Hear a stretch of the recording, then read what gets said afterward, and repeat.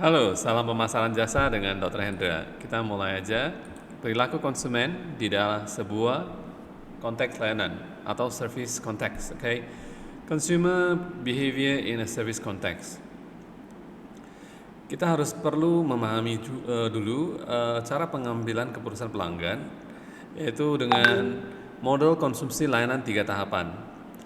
Dari tahap pra pembelian sebelum membeli, tahapan pertemuan layanan saat mereka membeli, dan tahapan pasca pertemuan, yaitu setelah transaksi dilakukan dan memakai ataupun memakai jasa tersebut. Perilaku konsumen sendiri adalah sebuah riset atau studi tentang pribadi-pribadi maupun lebih dari satu kepribadian kelompok maupun organisasi dan proses yang mereka pakai untuk memilih.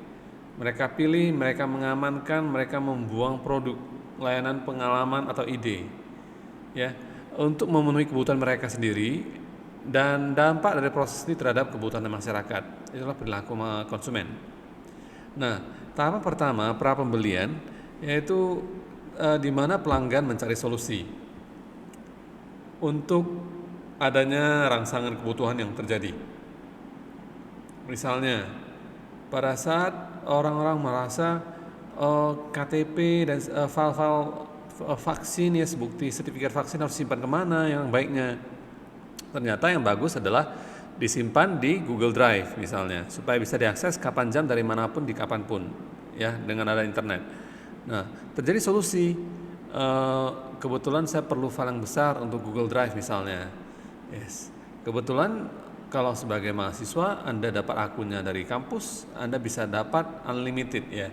Tapi jangan diforsir, ya. Nah, lalu mengevaluasi layanan mungkin sulit, ya. Layanan itu belum dibeli, ya, mana bisa dievaluasi, ya, itulah kesulitannya. Ketidakpastian mengenai hasil meningkatkan persepsi resiko. Karena belum pernah mencoba merasakan jasa atau layanan tersebut, maka resiko termasuk tinggi. Ya, strategi pengurangan resiko apa yang akan dikembangkan oleh supplier nya, ya, tahap pra pembelian. Memahami harapan dari layanan pelanggan, komponen-komponen harapan pelanggan dan juga pembuatan keputusan layanan pelanggan perlu dipahami dulu. Nah, proses pra pembelian ini konsumen dalam jasa ini seperti ini. Ada rangsangannya, ada pengetahuan sehingga mencari informasi. Informasi itu bisa dari intern, dari keluarga, teman-teman dekat dan lingkaran inner circle, ataupun dari luar outer circle, ya. Outer circle itu bisa dari iklan dan sebagainya, dari pengetahuan membaca buku dan sebagainya. Lalu dievaluasi kinerja, kualitas mana yang memenuhi syarat, evaluasi alternatifnya apa aja, pilihan-pilihan lainnya. Lalu terbentuklah harapan pelanggan, harapan layanan, sehingga mengarah pada keputusan pembelian. Nah, perlunya gairah, ya, perlunya rangsangan. Keputusan untuk membeli atau menggunakan layanan itu dipicu karena perlu rangsangan, ya, mereka perlu rangsangan. Konsumen kemudian akan termotivasi untuk mencari solusi atas kebutuhan mereka.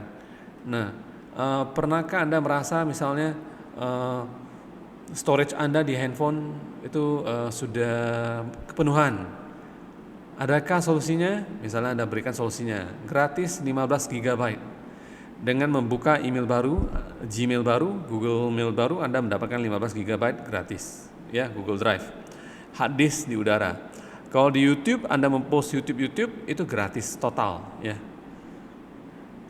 Lanjut, pencarian informasi. Nah, kebutuhan akan rangsangan ini mengarah pada upaya menemukan solusi, karena ada rangsangan untuk kebutuhan tersebut, sehingga pengen ada solusinya.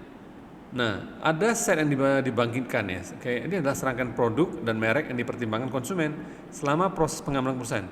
Kira-kira produk merek-merek apa aja yang berasal dari pengalaman lalu maupun sumber eksternal, dari iklan, dari teman-teman lainnya, pembacaan buku, dari marketing dan sebagainya.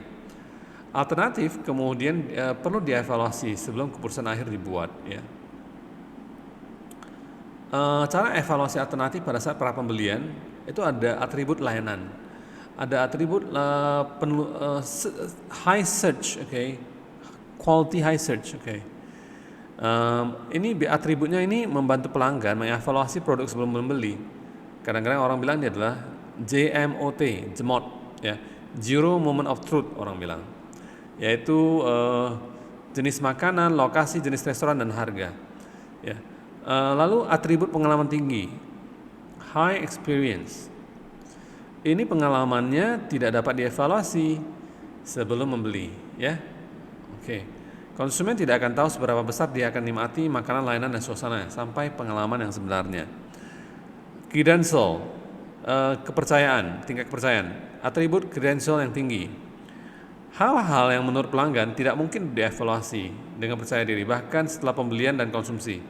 Ya, misalnya kondisi hygiene, kebersihan makanan, dapur, bahkan bahan makanan misalnya, credential. Nah, bagaimana atribut produk ini mempengaruhi kemudahan evaluasi? Produk di sini dianggap layanan jasa, ya. Ini ada dari sebelah kiri mudah untuk mengevaluasi, sebelah kanan sulit untuk dievaluasi, ya. Sebelah kiri warna merah adalah kebanyakan barang dan kebanyakan layanan di sebelah kanan. Untuk barang-barang misalnya, ini ya sumbernya dari Valery Jetamal, ya, ahlinya pemasaran jasa tahun 1981. Kebanyakan barang itu adalah misalnya pakaian, kursi, kendaraan bermotor, ya. Ini makanan tinggi dalam penelusuran yang namanya atribut, ya. Oke, pencariannya tinggi, penelusuran, pencarian. Lalu kalau pengalaman tinggi atribut itu adalah sweet spotnya antara layanan dan barang, yaitu makanan, setengah barang, setengah layanan. Karena Anda ingin dilayani dan barangnya harus sampai. Restoran, pupuk, rumput, potong rambut, ya, hiburan. Ini pengalaman tinggi, atribut pengalaman tinggi. Sulit dievaluasi adalah kebanyakan layanan, perbaikan misalnya, komputer, pendidikan, layanan hukum, ya, pembedahan. Ini kredibilitas tinggi, atribut kredibilitasnya tinggi, agak kompleks, ya. Nah, lalu mengenai komponen harapan pelanggan terdiri dari 4 komponen. Yang pertama yang paling bawah adalah zone of tolerance, zona toleransi. Artinya ini adalah variasi kesalahan yang bisa ditolerir, ya, dalam pengantaran jasa atau layanan. Jadi zona toleransi ini biasanya didefinisikan sebagai jangkauan persepsi konsumen dari sebuah layanan antara standar yang minimum bisa diterima dengan yang diinginkan, ya. Jadi antara yang standar minimum dan yang bisa diinginkan. Contohnya, Anda pergi ke tempat makan, warung makan. Pada saat Anda ingin pergi, Anda mengharapkan itu adalah enak dan kenyang. Kenyang itu adalah minimum acceptable standard. Enak itu adalah desired standard. Rupanya setelah makan, enaknya biasa aja, tapi kenyang. Inilah zero of tolerance. Oke. Lanjut. Yang di atasnya adalah predictive service level. Ini adalah tingkat layanan yang dipercayai konsumen akan dihantarkan oleh perusahaan, ya. Lalu adequate acceptable service level. Ini adalah minimum level yang bisa diterima tanpa menjadi kurang puas. Artinya cukup puas, ya. Tanpa menjadi kurang puas. Lalu desired service level. Inilah tingkat layanan yang diinginkan, yang mereka rasa inilah seharusnya, ya, inilah yang kami inginkan. Lanjut ke perusahaan pembelian. Pada tahapan perusahaan pembelian, pada proses tersebut kemungkinan alternatifnya dibandingkan. Banyak alternatif A, B, C, D. Jadi ada warung A, warung B, warung C, warung D misalnya, atau tukang pangkas A, B, C, D. Di mana opsi atau pilihan terbaik dipilih. Sederhana jika resiko dianggap rendah dan alternatifnya jelas, ya. Tapi akan kompleks saat trade off-nya meningkat. Misalnya, saya akan ke tukang pangkas A, tapi agak jauh, walaupun lebih enak karena dia akan mengurut badan saya. Lalu ada handuk panas lagi di muka saya, wah, rileks banget, ya. Tapi jauh kali sedikit lebih mahal, ya. Dibandingkan yang dekat, udah mahal, udah nggak mahal tapi nggak ada layanannya. Ini trade off namanya, ya, trade off. Tempat lain agak mahal tapi dapat sampo. Ada AC-nya misalnya. Trade off-nya seperti apa? Nah, pengorbanan seringkali terjadi. Jadi keseimbangan dicapai antara dua fitur yang diinginkan tetapi tidak kompatibel. Maka kompromi akan terjadi. Ya. Misalkan orang harapannya setinggi ini. Rupanya kenyataan yang ada sebegini. Maka terjadi kompromi. Setelah pembuatan keputusan, konsumen beralih pada tahap perjumpaan layanan, ya, tahap pertemuan layanan atau perjumpaan layanan. Pertemuan layanan ini berkisar dari kontak tinggi, ada kontak yang tinggi, ada kontak yang rendah, ya, high touch, ada yang low touch. Anda juga perlu memahami namanya function, ya, dan teater sebagai metafora untuk penyampaian layanan. Ini perspektif integrasi, ya, dari fasilitas, personil, dan teori. Oke, kita mulai aja. Yang pertama, pertemuan layanan ini adalah periode waktu di mana pelanggan berinteraksi langsung dengan penyedia layanan. Ya, layanan tersebut disampaikan. Ini mungkin singkat atau diperpanjang pada jangka waktu tertentu, ya. Model tahap pertemuan layanan dan kerangka kerjanya ada 4, ya, yaitu moments of truth. Ini adalah saat-saat yang memang penting, ya, saat penting, ya, mengenai titik-titik kontak tersebut, ya. Ketika layanan tersebut terjadi, ini adalah moment of truth-nya seperti apa. Perlu dikelola setiap titik-titik yang penting tersebut, ya, dalam bisnis layanan jasa. Model kontak tinggi dan rendah dari sifat jangkauannya dan juga sifat titik kontaknya, ya. Lalu variasi interaksi dan metafora, teater, atau simbol, ya. Kita jelaskan satu persatu, ya. Moment of truth, saat-saat kebenaran.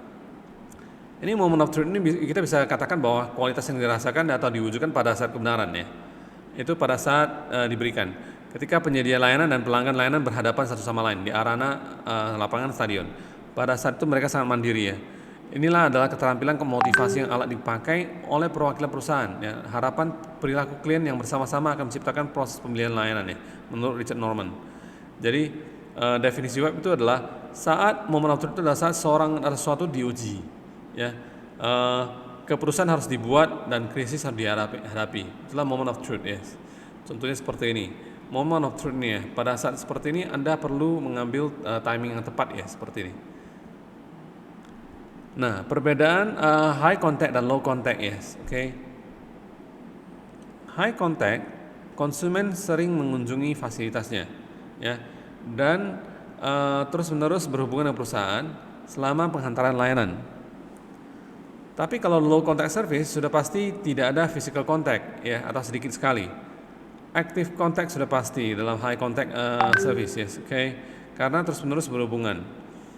Nah, kalau low contact service itu berhubungan hanya seperlunya melalui elektronik, misalnya WA, atau physical distribution channels, saluran distribusi lainnya, ya, oke. Kalau high contact service itu memasukkan kebanyakan manusia yang memproses layanan. Tapi kalau low contact service biasa difasilitasi oleh teknologi, ya. Kita bisa lihat yang sebelah kanan itu adalah low contact service dan yang sebelah kiri adalah high contact service, yes. Kalau misalnya kalau warnanya semakin gelap, maka dia adalah high contact service. Semakin ke kanan, dia adalah low contact service memakai teknologi. Yang kiri, high itu adalah memakai banyak manusia. Contohnya nursing home, yes, rumah panti jompo, tukang pangkas, hotel 4 bintang, dan sebagainya. Kalau dia rendah, memakai teknologi penuh, asuransi misalnya, low contact service. TV kabel misalnya, benar-benar low contact service. Internet banking, tidak usah ketemuan-ketemuan di bank lagi, langsung transferan aja, mau kirim ke OVO, GoPay terserah. Mail based repairs, okay? Perbaikan-perbaikan lewat email aja. Internet based services, okay? Jasa-jasa berdasarkan internet, ya. Ada keluhan dari internet aja. Tapi ada campurannya, ya. Ada yang campurannya setengah-setengah, ya. Dibagi lagi 2, ada yang menekankan pertemuan dengan para personilnya, karyawannya, misalnya konsultan manajemen, telemarketing telepon ya, telebanking ya, perbaikan mobil itu perlu orangnya, service personal. Tapi ada yang ketemuannya langsung dengan elemen jasa secara fisik, misalnya di bioskop, di tempat laundry, ya, di kereta api, itu jasa aja. Jelas ya sampai di sini ya? Saya kira jelas. Baik. Dan dengan sistem pelayanan, ada layanan produksi, ada layanan pengiriman ya. Sistem pelayanan ini ada yang panggung depan ya. Itu terlihat front stage, visible. Tapi ada yang belakang panggung, backstage, itu adalah invisible, tidak terlihat. Operasi layanan itu sendiri itu terbagi 3. Ada inti teknis, tempat input di proses-proses ya, layanan tersebut. Elemen layanan dibuat. Ada yang hubungi orang dan ada yang lingkungan yang memang lingkungan yang mati ya, artinya sudah baku. Pengiriman layanan, di mana perakitan akhir elemen layanan berlangsung dan layanan diberikan. Ini penting banget ya, pengiriman layanan tersebut, termasuk interaksi pelanggan dengan operasi dan pelanggan lain-lain. Gambarnya seperti ini, sistem layanan. Jadi service delivery system, sistem pengantaran layanan itu dimulai dari backstage, Pada saat backstage, invisible, hal yang tidak dilihat, itu adalah technical core, inti utama dari layanan, sistem operasi layanan. Itu terbagi 2, yang technical core, lingkungan yang mati, inanimate, ya, tidak pakai teknologi aja, dan yang kontak personal, ya. Kalau yang inanimate bisa memakai misalnya chatbot misalnya, itu dengan konsumen A, kontak personal ada orangnya langsung, ya. Di backstage itu ini namanya front stage ya, lingkungan kontak personal dan inanimate environment, lingkungan mati dan juga kontak personal itu adalah visible. Itu adalah bagian depan yang berhubungan langsung dengan pelanggan, serta pelanggan berhubungan dengan konsumen yang lainnya. Nah, pada saat perjumpaan layanan, teater aula itu sebagai metafor, simbol, ataupun perumpamaan dalam penyampaian layanan. Karena semua panggung di dunia ini adalah sandiwara, dan semua manusianya adalah pemainnya. Mereka bisa masuk, bisa keluar. Dan setiap orang punya perannya masing-masing, ya. Nah, metafora yang baik sebagai penyampaian layanan adalah rangkaian peristiwa yang dihadapi pelanggan dalam suatu kinerja. Ada 4, yaitu fasilitas layanan jasa, yes. Personilnya, stafnya, skripnya, ya, role-nya, perannya. Dari fasilitas jasa ini di mana dikatakan pentas ya, di mana drama itu dijelaskan ya. Lalu mungkin berubah dari satu perilaku ke perilaku yang lainnya ya, fasilitasnya. Ya. Lalu dari personil customer service di meja depan itu adalah pemain dari layanan tersebut. Kalau personil di bagian belakang layar itu adalah tim produksi ya, pendukung lah orang bilang. Lalu perannya, seperti aktor, para karyawan juga punya peran untuk dimainkan dan juga berperan dalam cara yang diinginkan. Lalu skrip, catatannya, itu menjelaskan tahapan-tahapan dari perilaku dari konsumen dan juga karyawan. Jadi implikasinya tidak diungkapkan dari partisipasi pelanggan dalam penyampaian layanan ya. Kebutuhan informasi atau penelitian yang lebih besar ya. Kita bisa bantu pelanggan untuk bekerja lebih baik ya, dapatkan hasil mereka inginkan. Pelanggan harus berikan namanya pratinjau layanan yang realistis sebelum layanan dikirimkan. Ini mungkin mereka untuk memiliki gagasan jelas tentang peran apa yang mereka harapkan dan juga naskah mereka dalam keseluruhan pengalaman ini. Bisa mengelola ekspektasi, harapan mereka dan juga emosi mereka. Nah, pada saat tahapan pasca pertemuan itu ada kepuasan dan juga pengalaman layanan. Kepuasan itu adalah penilaian seperti sikap mengikuti pembelian layanan atau serangkaian interaksi layanan. Kumpulan layanan-layanan ini di mana pelanggan memiliki harapan sebelum konsumsi. Mereka mengamati hasilnya dibandingkan dengan harapan mereka. Jika sama itu oke, jika tidak maka dia akan terjadi tidak puas. Penilaian kepuasan ya dengan perbandingan di bawah ini. Ada diskonfirmasi positif jika layanan lebih baik daripada diharapkan. Diharapkannya begini, diberikan seperti ini, maka diskonfirmasi positif. Konfirmasi jika seperti yang diharapkan. Diskonfirmasi negatif itu jika lebih buruk dari ekspektasi. Bisa terjadi namanya customer delight, ya, kenikmatan yang melampaui kepuasan. Penelitian menunjukkan bahwa customer delight itu adalah fungsi dari 3 komponen. Kinerjanya tinggi, performa yang tidak terduga, kinerja tinggi sekali. Kedua, ada semangat besar, gairah, ya. Misalnya kejutan, kegembiraan, ada surprise, yes. Okay. 3, ada pengaruh positif, misalnya kegembiraan, kesenangan, kebahagiaan. Nah, dengan adanya hubungan strategis antara kepuasan pelanggan dan kinerja perusahaan, maka inilah bisa menciptakan nilai lebih bagi pelanggan, ya. Namanya adalah meningkatkan kepuasan. Perusahaan bisa menciptakan nilai lebih bagi pemiliknya juga. Salah satu contoh peranti terbaik, ya, untuk customer delight melampaui kepuasan adalah Turkish Delight. Perusahaan jasa ini menawarkan solusi inovatif mewujudkan pada pelanggan. Mereka bisa mengantarkan bakso di malam hari, pizza di malam hari, ya. Mengantarkan kunci Anda dari rumah Anda ke bandara kalau Anda ketinggalan, ya. Memberikan layanan pelanggan yang sangat baik kapanpun dan dimanapun tempatnya, ya, di Meksiko, ya. Okay. Nah, ringkasannya, jadi tahapan pra pembelian itu langkah-langkah kuncinya ada need arousal, adanya kebutuhan, lalu pencarian informasi, lalu evaluasi alternatif, yes, lalu pengambilan perusahaan.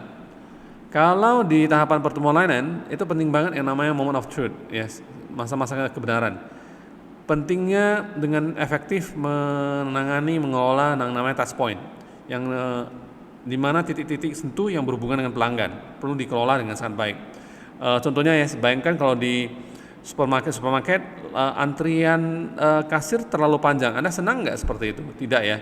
Touch point tersebut perlu disegerakan, ya. Lalu low contact service model memahami extent, ya, dari sifat alamiah dari setiap poin-poin, ya, apakah dia adalah low contact atau high contact.